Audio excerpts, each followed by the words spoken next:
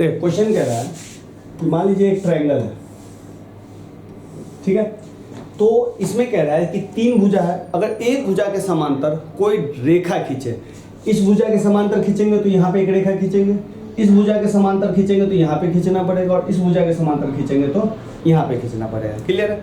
तो अगर किसी भुजा के समांतर अगर हम कोई रेखा खींच रहे हैं तो अन्य 2 भुजाओं के, मान लीजिए कि इसके समांतर मैंने एक रेखा खींचा, तो ये इस बिंदु पे गया और ये इस बिंदु पे गया, तो कह रहा है कि ये जो गया है तो ये दोनों को बराबर अनुपात में विभाजित करेगा। क्लियर है? बात समझ गया?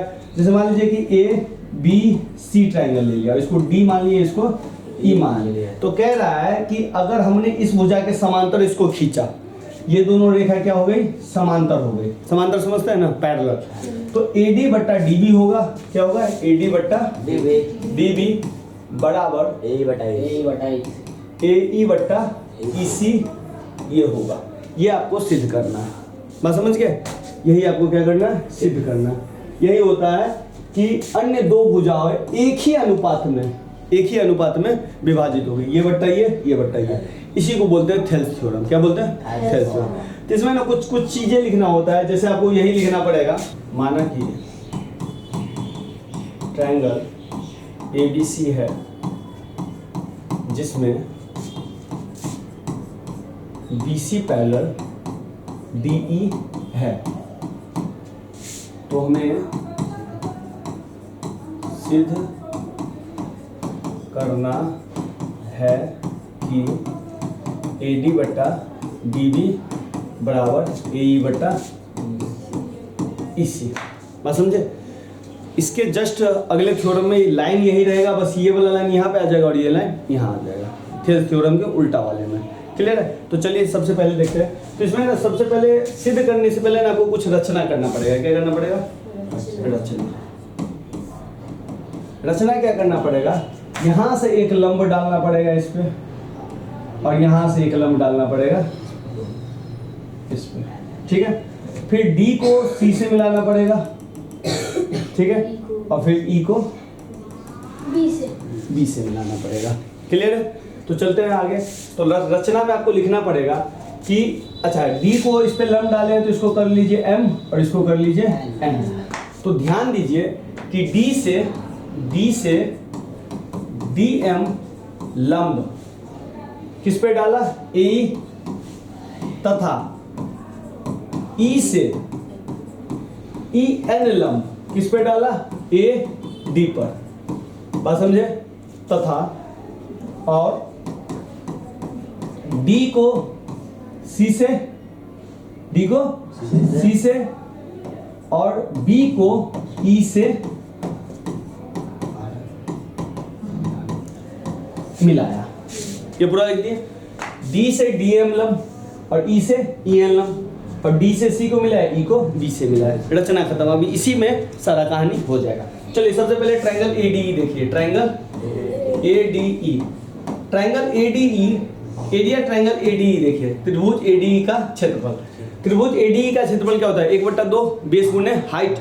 अगर ADE में देखिए तो 2 आपको हाइट मिलेगा, एक हाइट ये वाला मिल रहा है और एक हाइट ये वाला मिल रहा है। लंब को ही हाइट बोलेंगे ना। तो अगर हम DM को हाइट ले रहे हैं तो AE आ गया। अगर हम EN को हाइट ले रहे हैं तो क्या आ जाएगा? AD बेस आ जाएगा। तो हम क्या करके चल रहे हैं? AD को 1/2, इस बार जो हम ADE में ले रहे हैं तो हम क्या करें? AD को बेस मान रहे हैं और EN को हाइट मान रहे हैं। बात समझे? EN इंटू AD ले लिए। AD आपका क्या हो गया? बेस हो गया। अरे लिखते हैं ना 1/2 बेस गुने हाइट, तो 1/2 बेस हो गया आपका AD, और हाइट इस पे ही है ना, EN इंटू EN। कोई समस्या नहीं ना? अब ट्रायंगल ADE का क्षेत्रफल मिल गया। अब हमको लेना है ट्रायंगल, अब देखिए इस ट्रायंगल का क्षेत्रफल BDE का, ट्रायंगल किसका? BDE का। तो एरिया ट्रायंगल BDE। अब भैया एरिया ट्रायंगल BDE का जो क्षेत्रफल होता है इसका भी होता है 1/2 बेस गुने हाइट। लेकिन इसमें देखिए इस BDE जो ट्रायंगल बनता है ना वो अधिक कोण त्रिभुज बनता है। कौन सा त्रिभुज बनता है? अधिक कोण। तीन तरह का त्रिभुज होता है, इसको समझिए। एक होता है आपका न्यून कोण त्रिभुज, समझे, एक होता है समकोण त्रिभुज और एक होता है अधिक कोण त्रिभुज। अब देखिए न्यून कोण त्रिभुज में वो त्रिभुज होता है न्यून कोण जिसका तीनों भुजा जो है तीनों कोण जो है 90 डिग्री से कम हो। तो इसका लंब है ना इसके अंदर गिरेगा, तो इसमें ऐसे ही हो रहा था, तो इसका ऊंचाई इसके अंदर गिरेगा। समकोण में क्या होता है, ये 90 डिग्री है, तो यही इसका ऊंचाई हो गया, हाइट हो गया। और ये जो है इसका बाहर गिरता है, तो इसका अगर गिराएंगे तो देखिए ना कहाँ गिरेगा, बाहर नहीं गिरेगा, तो इसका क्या होगा, बाहर गिरेगा। तो ये जो है ना BDE ट्रायंगल जो है अधिक कोण त्रिभुज है। तो अधिक कोण त्रिभुज है तो इसका ध्यान रखिएगा, इसका बेस हो जाएगा ये BD, बस लंब कोण हो जाएगा EN हो जाएगा, बस समझे। तो इसका हम लिखेंगे लंब EN, ऊंचाई और आधार क्या हो जाएगा इसका BD। बात समझे? बात समझे कि नहीं समझे? अधिक कोण त्रिभुज है इसीलिए समीकरण 1 इसको मान लीजिए, समीकरण 2 इसको मान लीजिए।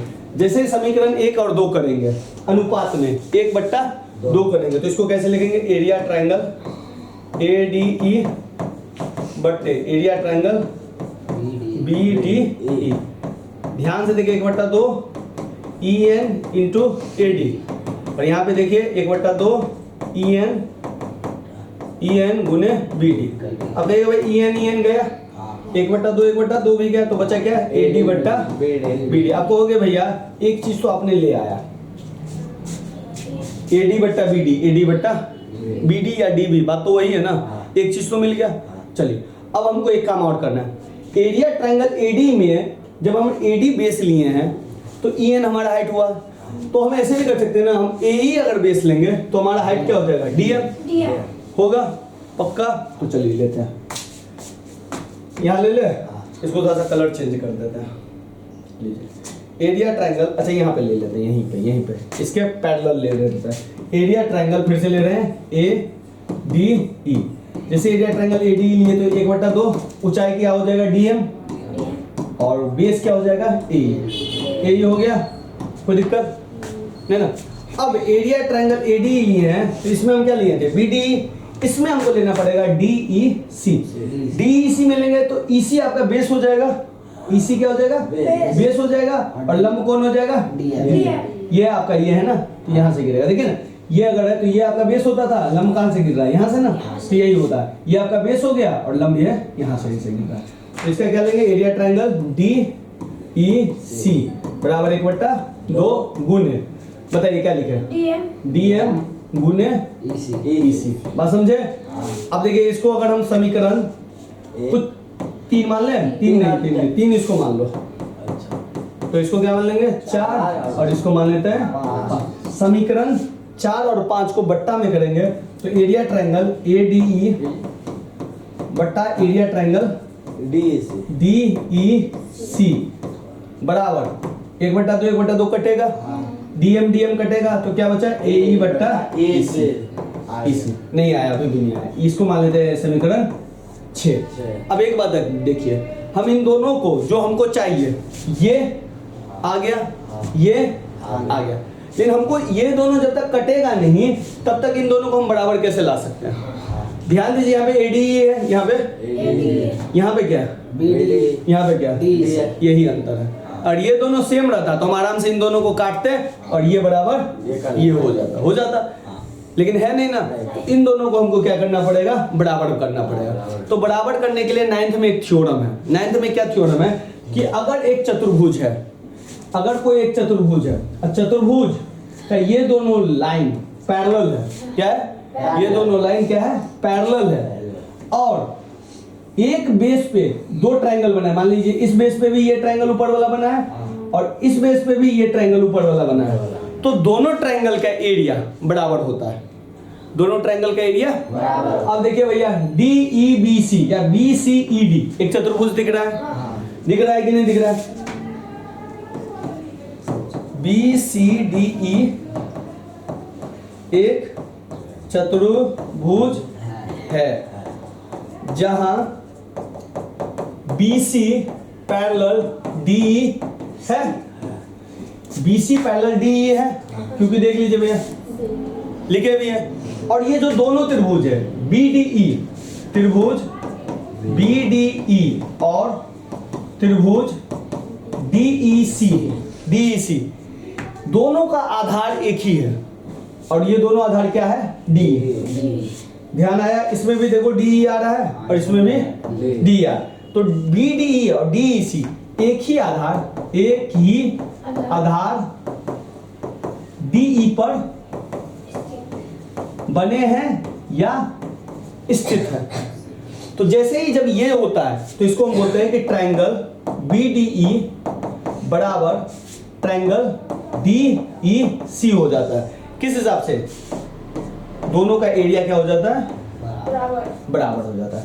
अब जैसे एरिया ट्रायंगल BDE हो गया, BDE हो गया, उसी तरह ट्रायंगल DEC हो गया। अब देखिए ये BDE और ये DEC दोनों बराबर होगा तो ये दोनों कट जाएगा, तो AD/DB और AE/EC।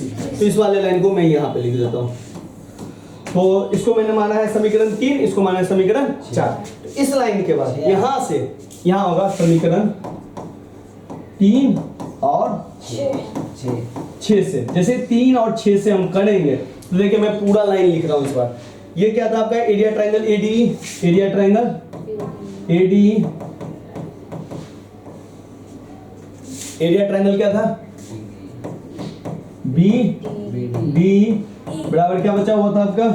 AD/BD, ठीक है ना? AD/BD बराबर, फिर से मैं लिख रहा हूं, बराबर कर रहे हैं, इस वाले को लिख रहा हूं, area triangle ADE, area triangle ADE बट्टा एरिया ट्रायंगल DEC की जगह ये दोनों ट्रायंगल बड़ा है, बराबर है, तो हम क्या करें? DEC की जगह क्या लिख रहे हैं? BDE। बात समझे? एरिया ट्रायंगल BDE बट्टा बराबर AE/EC। अब सब चीज बराबर हो गया तो ये लाइन कटा, तो बचा क्या आपका? AD/BD बराबर AE/EC। यही लाना था ना? समझ गए? जहां पे दिक्कत है हमसे पूछ लीजिए।